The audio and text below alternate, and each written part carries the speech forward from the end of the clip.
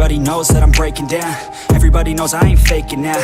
Everybody knows my heart's vacant now. Yeah, she hates me now, I made mistakes, but now I don't ever wanna be alone. I don't really ever feel at home. On my own, in the zone, that's the only way I know. Feeling low, about to blow back up. Here I won't ever let the doubt creep in. Gotta pop a couple more aspirin. I don't think I'll ever let you in. Easier to break it off as friends. I don't really understand myself. I don't really understand, need help. I don't wanna be left on the shelf. Couldn't even hear me if I yelled. It's so cold outside, I'm alone, I'm alright. It's so cold outside, I'm alone, I'm alright. It's so cold.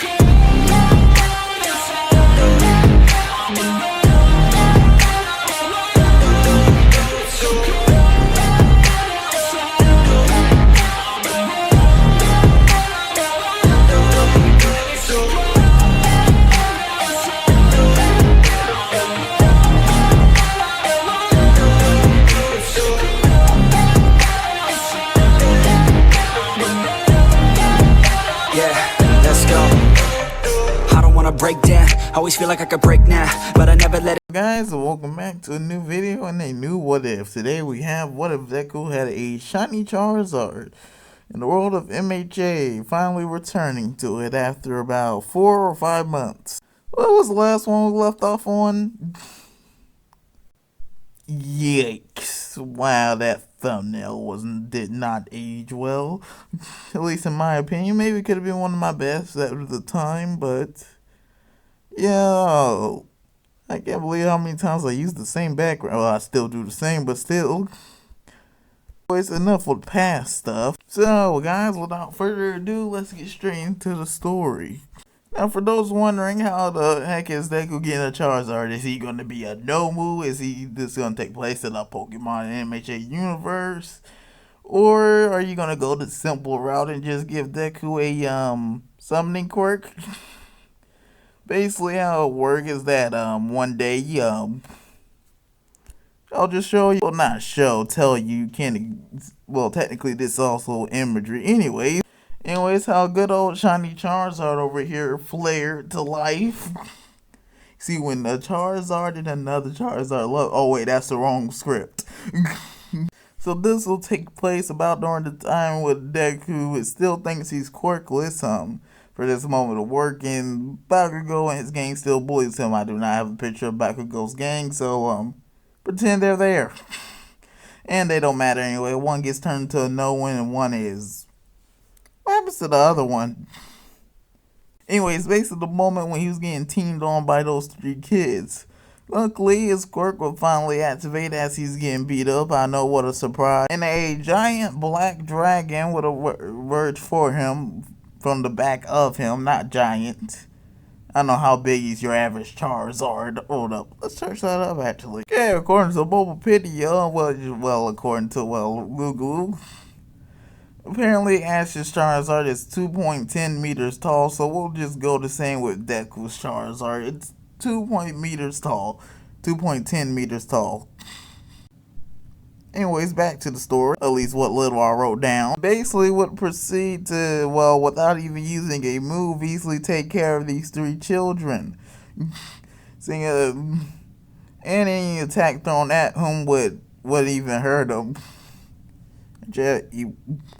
Him being way stronger than either of these kids at this point.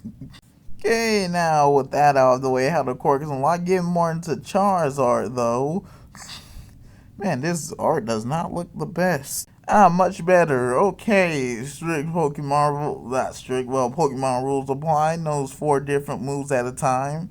Again, they can be swapped out, although it goes day by day, so does have a wide array of moves that Deku would just happen to know. For now, there will be Seismic Tox, you know, a classic of the anime. Solar Beam, because why not? Flamethrower, another classic. And Dragon Claw, because I love Alon's and Red Charizard, and Dragon Claw looks cool.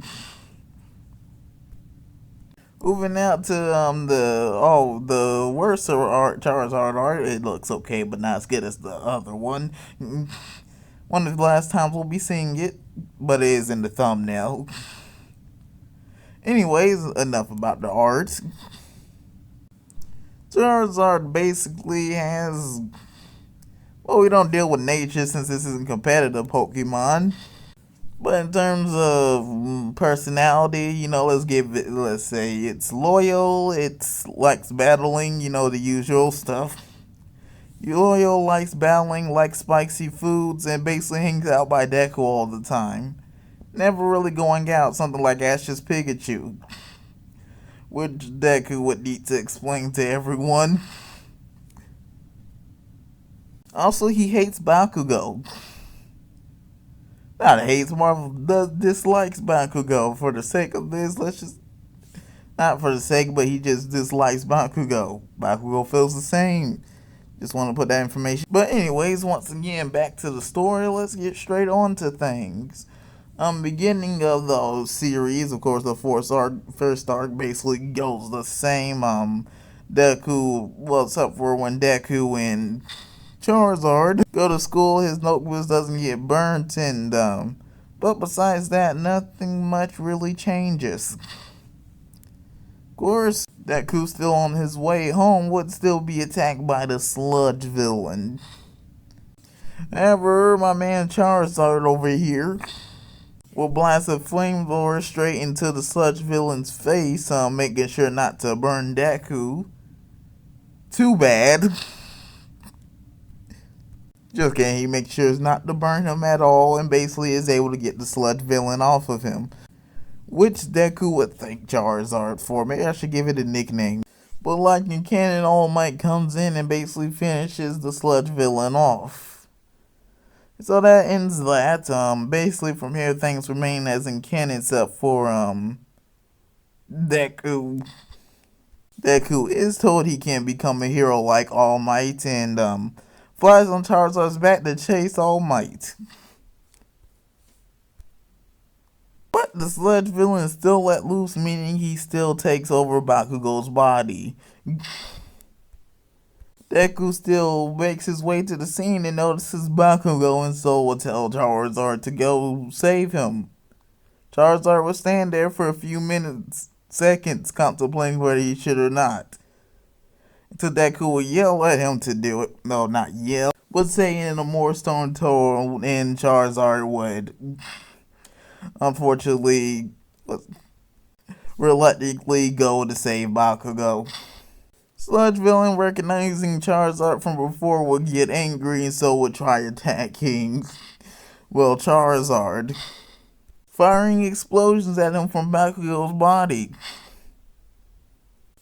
Charizard would easily tank these with little damage besides a few scratch marks on his chest, and fires back from like before with a flamethrower, hitting the sludge villain and Bakugo on purpose or maybe not. Then he flies straight towards the sludge villain and, well, use Dragon Claw to rip Bakugo out of it,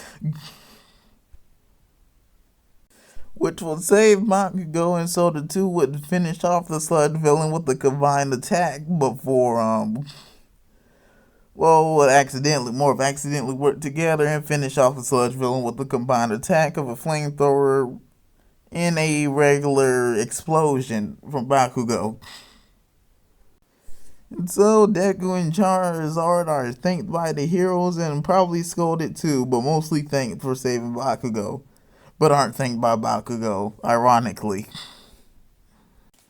Bakugo and Deku still meet All Might, who, well, meets him again, who would offer them, well, Deku his quirk, which Deku would accept.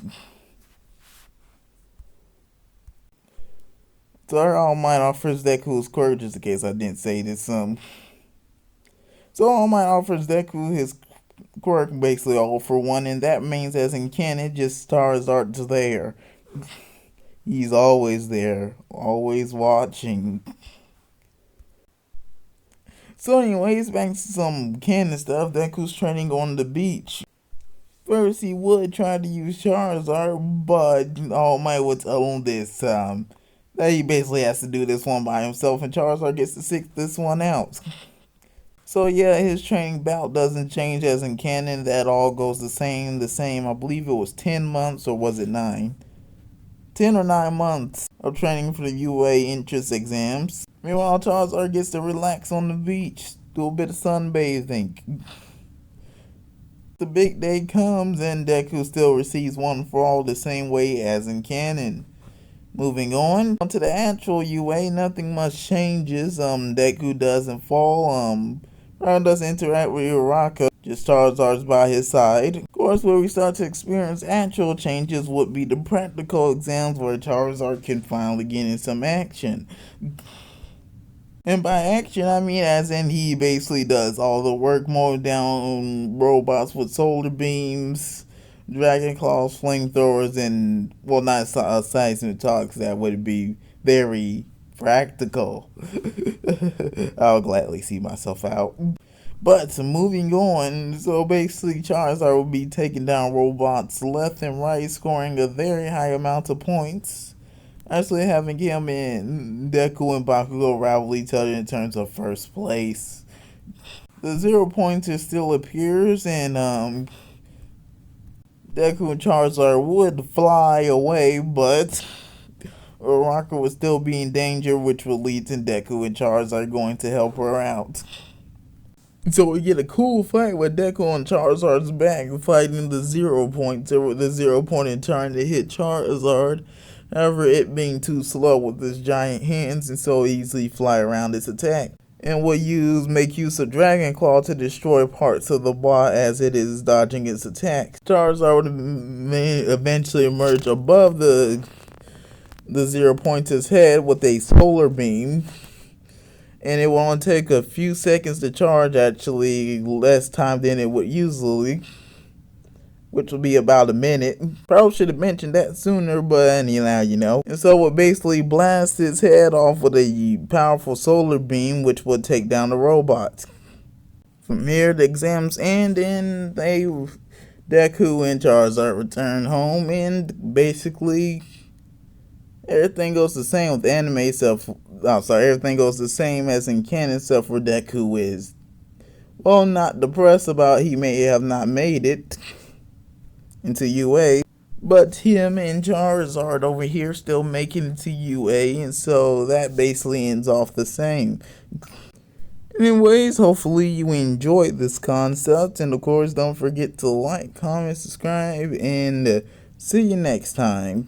Feels very good to be back in the My Hero Academia world.